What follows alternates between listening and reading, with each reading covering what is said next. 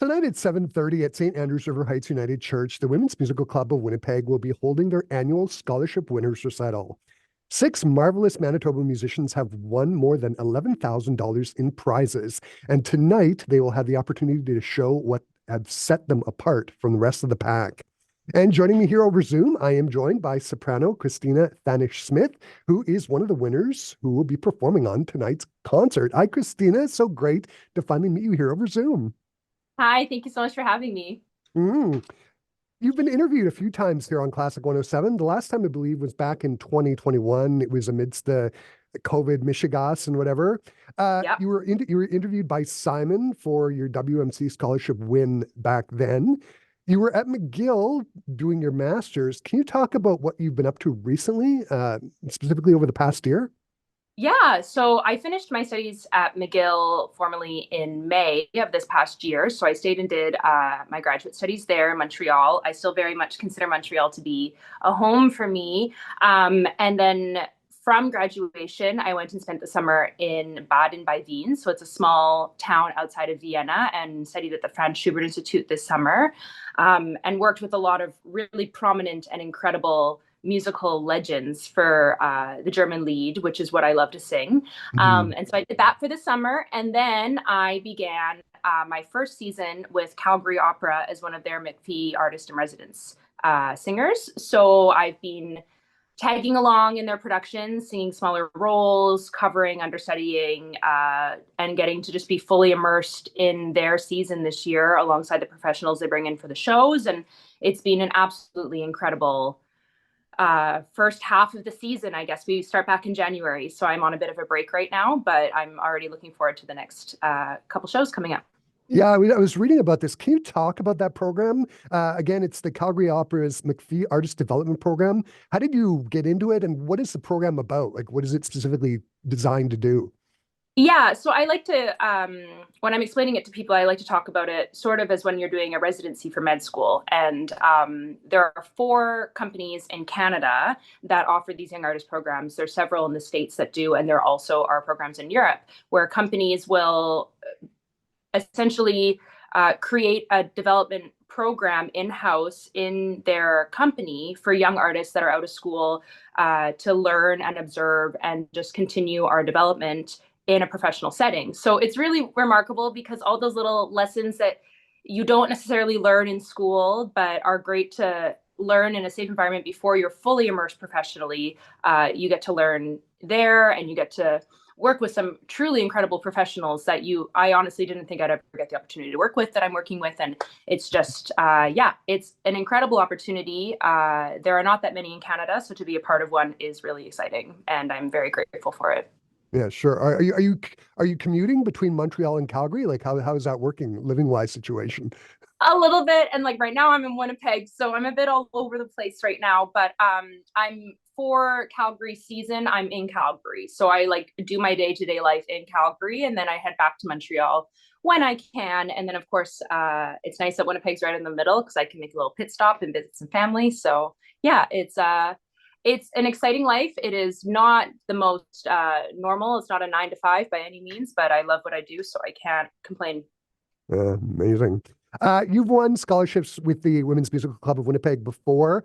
Yeah. Can you talk about what it means to you to be a repeat scholarship winner, and how far back is your relationship with the WMC? How far back does it go? Can you talk about your relationship with that organization a bit? Yeah, it's one that I'm incredibly grateful for. And I think I speak for a lot of musicians that have connections to Winnipeg when I say this, that I couldn't be doing what I'm doing without support from the ladies at WMC. This is my third time, I think, receiving a scholarship from them. But this is the final year for me because I did win the top prize this year, and I'm very humbled by that. But I'm really happy that I can come back and do this concert for them on the 29th. And so I have always known about the Women's Musical Club. I feel like I know a lot of the ladies that are there. We're on a first name basis, and it's really lovely even when I see them at other concerts throughout the city. It's a great community. And I just, the amount of support that they give Winnipeg singers, in particular, instrumentalists in general, but I'll speak for the singers because I am one, I think is something that you don't get in a lot of other cities. And especially Mhm. when we moved away from home or are are studying abroad or whatnot, to come back and still have that continued support is really special. And I think it's a tough industry, especially when you're starting out for young artists. And so to have not even just the emotional support from the organization, but also the financial support is really something that can't be stressed enough, because it's what we're doing is there can be some tough moments, and to have their help is just beyond appreciated by so many of us. Yeah. Can you talk about what you're going to be singing tonight? What can audience members hear? Yeah, so I'm doing a little set of music that I just love. I'm performing with my tried and true club pianist, Lisa Rumpel, who many Winnipeggers will know and have heard her play multiple times. She's incredible. So the two of us put together a 15-minute set. We're going to open with Juliette's opening aria from Romeo et Juliette by Charles Gounod. So Je veux vivre. It's a super light, bubbly, fun aria. Totally does not foreshadow at all what happens at the end of the opera, if we're all familiar with Romeo and Juliette. So definitely a different vibe altogether, but really nice for the holiday season and just a celebratory event that we're doing this concert. And then we'll transition into three pieces by Amy Beach, a female composer who is finally getting some recognition that is much deserved on her part. So I chose to do her three Browning songs. So it's a set of three pieces. In English, the music is stunning. You can tell that she had orchestral musical language of sorts, and really makes the piano come alive. And the three pieces are just really lovely to sing and play and listen to all around. And so I love programming them in recitals when I can, because I think it's a great thing to do, because she's a marvelous composer, and we should all be doing more work by women composers. So totally underrated composer. I love Amy Beach. Yeah, she's fantastic. Yeah. And that's it. So just I mean, that's not what I mean. It's the Beach and the Gounod. That's Beach and Gounod. So there's six of us performing in the concert. Yeah. So all six scholarship winners. So tried to keep it as compact as possible, get a little bit of everything in there, some fast, some slow, and send the audience on their way, hopefully feeling inspired. And if there's any aspiring musicians in the audience, hopefully they feel encouraged to apply for these scholarships in the future, because they are intended for everyone, and it's a wonderful way to just get in there. So yeah.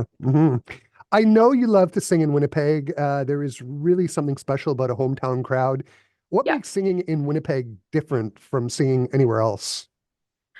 You know, in a way, it's actually harder, I think, because I know when I'm in the audience, there are going to be people I know and people I care deeply about. And I think that the connection I have with the audience is that much stronger. And so for me personally, the emotional aspect is, so I guess maybe not harder, but it's more impactful for me, giving back to the community that gave me so much, that is helping me do what I'm doing today.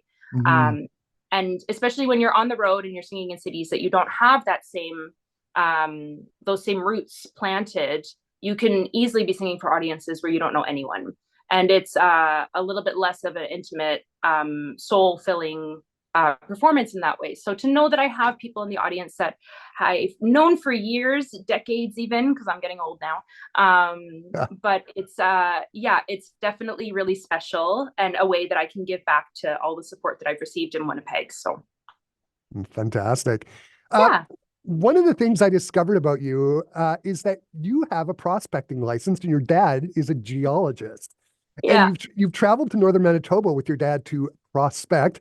I love hearing about musicians' hobbies. I know Dvorak was a follower of trains. Prokofiev played chess.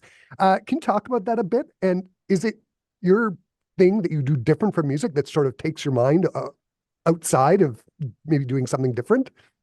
Yeah, so it's definitely not chess or trains, I'll tell you that right now.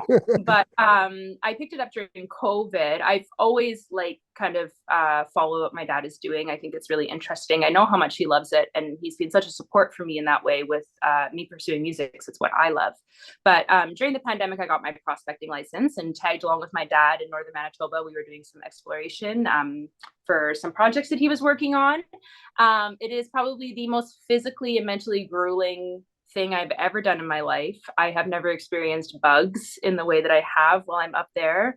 But it's also to be in the wilderness truly in a way that other humans have not been there. It's completely untouched, and to respect that. It's a very special thing, actually. Like, you really feel one connected with the earth, and I really love it. I haven't been able to do it recently because I've been on the road, which is a wonderful problem to have. Yeah. But especially in the summers, it's a great way to get outdoors. It's really grueling work, but it's a lot of fun. And whether we're camping or whether we're actually staying like under a roof, it's all the same to me, because once you get out in the field, it's really just you and the trees and whatever critters you come in contact with. And it's really special. And yeah, it's definitely different than music. And there's not really much music related. I don't even listen to music. We can't, like, I'm Yeah. one with the earth. But I definitely think that the determination and the grit that you need to have to get through some of those really difficult days is a lot like what you have to pursue a career in classical music. So they do parallel in a weird way. Yeah. I'm going to wrap up the conversation by asking, Yeah. we're looking down the barrel of 2024. Are there any highlights for you that are coming up in this upcoming year? You mentioned it a Yeah, little bit actually. early. Yeah, go Yeah, ahead. so one of the ones that I'm particularly the most excited for is I'm making my main stage debut with Calgary Opera in February. So their winter production is Donizetti's L'Elisir d'Amore, or The Elixir of Love. And I'll be singing the role of Janetta, who's one of the other girls on stage who's trying to steal away Nemorino from Adina. And it's great because Calgary Opera will give these secondary character roles to their McPhee artists, and we are fully immersed in the production process with all the professionals that they're bringing in. And it's an incredible cast that they've brought in for this production in particular. And it's going to be a lot of fun. I have a lot of adrenaline going already, getting ready, because we start rehearsals in a week and a half. And it's just, I'm really excited to be on the stage of the Jubilee Auditorium in Calgary. And just, it's going to be a great show. And I know it's a fun show. There will be no crying or tears or death or anything like that. So it's going to be a nice one to set off 2024 with, for sure. Mm-hmm. Christina, again, this has just been great to finally have an opportunity to talk to you. Thanks for taking the time to chat with me today. Good luck on tonight's concert and all the best in Thank you 2024. so much, Chris. Thanks for having me. It's been a pleasure.